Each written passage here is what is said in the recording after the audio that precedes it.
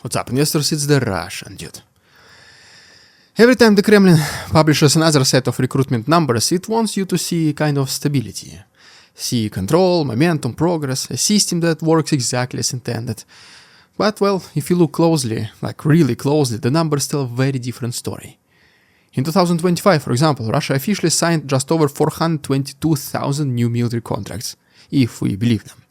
On paper that sounds impressive, well, but in reality it's a decline from 450,000 in 2024. A quiet one, carefully packaged, but a decline nonetheless. Fewer people are signing up, enthusiasm is evaporating, and the entire recruitment machine is starting to creak under its own weight. Bonuses are being trimmed, standards are collapsing, and the state is leaning harder and harder on the same exhausted, vulnerable segments of the society. This is not a story about strength, it's a story about depletion, about a system that keeps insisting it can grow forever, while running out of people willing to play along. So today, let's break down how Russia keeps raising an army while few Russians want to join, why the quality of recruits is collapsing, how money replaced ideology entirely, and what this means for the next phase of the war, if there's any.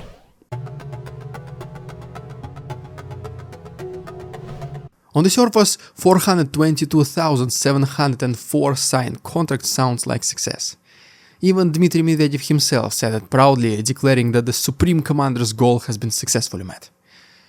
But context ruins the celebration. Just 1 year earlier, the number was closer to 450,000. That's a 6% drop. Not catastrophic, but significant enough to set off alarms inside any system that depends on constant human inflow, especially uninterrupted one. Especially a system fighting a grinding war that consumes people at industrial speed. What makes this decline even more telling is that it happened despite every lever being pulled. Recruitment campaigns intensified, bonuses ballooned, medical recruitments were lowered to the absolutely nothingness. Debt forgiveness was advertised like a miracle cure, and still fewer people signed. In major cities like Moscow, for example, recruitment dropped by roughly 25%. That's not hesitation at this point, that's fatigue. The easy pool of volunteers is gone. The men who were desperate enough, angry enough, or convinced enough already made their choice earlier in the war. What remains, or who, better say, remains, is a shrinking group that needs stronger and stronger incentives just to consider stepping forward.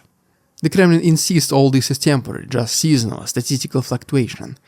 But internal sources quietly admit something completely different. The earlier influx is gone for good.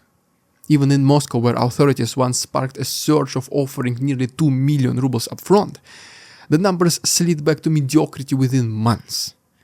By December 2025, fewer than 900 people signed contracts in the capital, the lowest figure since the recruitment offices began operating. When your richest city, cannot supply manpower, the problem is not messaging, it's the exhaustion, simple as that. And that exhaustion leads us directly to who is still signing and why, which is something we need to unpack carefully, guys. So let's move there step by step in the next chapter.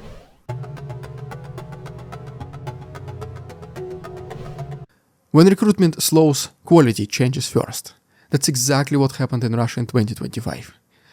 Analysts noticed a sharp shift in who was showing up at the enlistment offices. Fewer young men, fewer people with stable lives, more older recruits often aged between 45 and 55 and above even. More men with health issues, more people who do not fully understand what they're signing up for, or who understand perfectly well but, just see no other way out. Medical standards have been loosened to the point of absurdity for a reason. Conditions that would once disqualify someone without even discussion are now waved through paperwork and silence. Psychological evaluations are treated as just formalities. Just sign here and you're good to go. What matters is filling quotas. And when volunteers do not come willingly, the system simply widens the net. Most of these recruits are not motivated by ideology. There is no talk of grand missions or historical destiny anymore, the grand conquest or anything. Many of these people are simply unemployed. Some are drowning in debt, others are dealing with legal trouble or long-term social problems. The war has quietly transformed to an employer of last resort. For people with nothing left to lose, a contract looks less like a patriotism and more like a survival. This shift exposes a deeper truth. The Kremlin avoided another mass mobilization not because it cares about public opinion, but because it knows the backlash would be uncontrollable. The memory of 2022 still hangs heavy. Protests, border crossings clogged with fleeing men, panic spreading faster than any official reassurance. So instead of forcing everyone at once, the system pressures individuals quietly. They do this selectively as well, one signature at a time. And when even that stops working, authorities begin experimenting with darker methods. Which brings us to how recruitment itself has been transformed to something resembling a marketplace. This dangerous and despicable evolution is definitely worth examining in more details in our next chapter.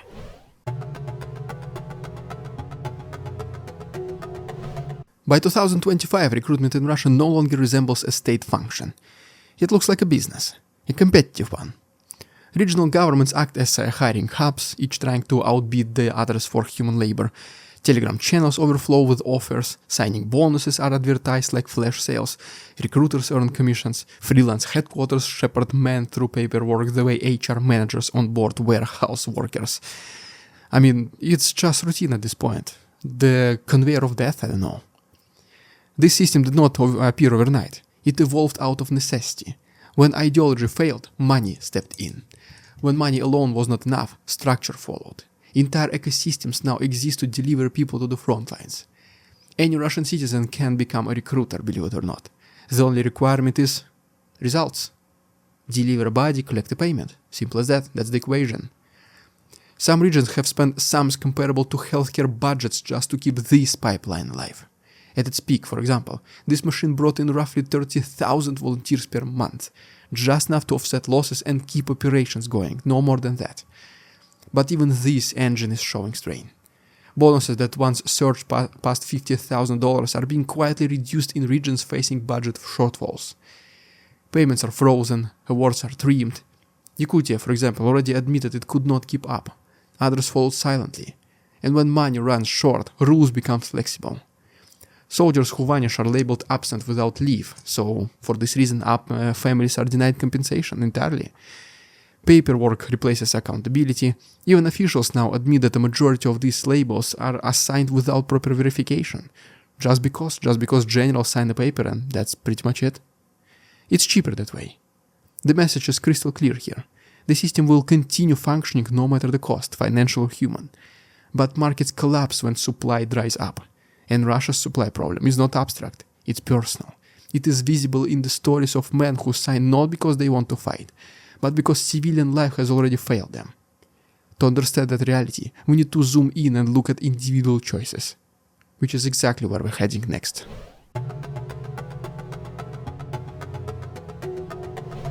Here's a short story of Anton. Anton did not join because he believed in slogans. He joined because his life fell apart. Unemployed, buried in debt, facing legal trouble. With a family depending on him and no realistic way forward, the contract felt less like a choice and more like a trapdoor disguised as opportunity. Telegram ads promised stability, recruitment offices promised income. The alternative was just simply collapse. And he was not alone. Many men he met shared the very same story. Alimony payments, creditors, lost jobs, criminal records that made normal employment impossible. There was no talk of glory, no speeches about victory, no, just quiet acceptance and exhaustion. Everyone wanted exactly the same thing, to survive long enough to just go home and collect money. For some the gamble worked, money arrived, debt shrank, families breathed easier temporarily at least. For others paperwork replaces presence and silence replaces answers. Disappearances become administrative entries. Compensation becomes conditional and hopes become fragile. Meanwhile, regional disparities grow sharper. Ethnic republics and poorer regions continue to bear the heaviest burden. Buryatia, Tiva, Altai, names that reappear once again in these videos all the time. Governors who have nothing else to offer Moscow offer people instead. Bonuses rise when numbers fall, payments stay high even as budgets collapse. Supplying manpower becomes the primary metric of political loyalty. And, well, experts warn that this trajectory is not sustainable. Who would have guessed, right? War fatigue is deep, money is tighter, coercion is creeping back in through side doors, workplace pressure, unlawful detentions, manipulated conscription. What was once exceptional is becoming a routine, and that, brings us to the unavoidable question. What happens next? And where will the next wave of people come from? Russia's recruitment problem is not about numbers alone.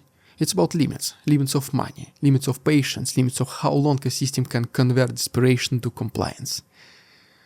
In 2025, the decline was small enough to dismiss publicly, but large enough to feel internally.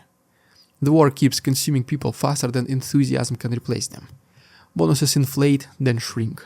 Standards fall, pressure rises.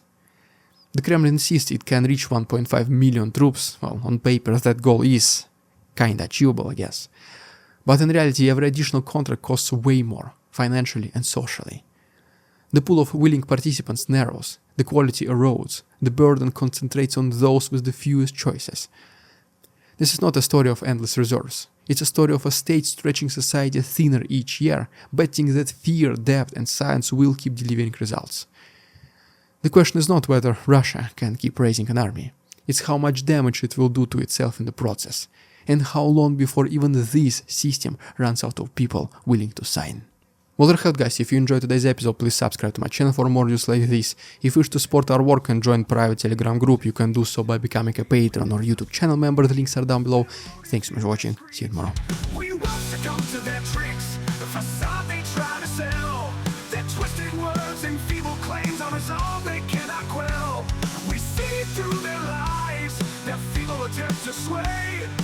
We do not believe in ridiculous Russian propaganda.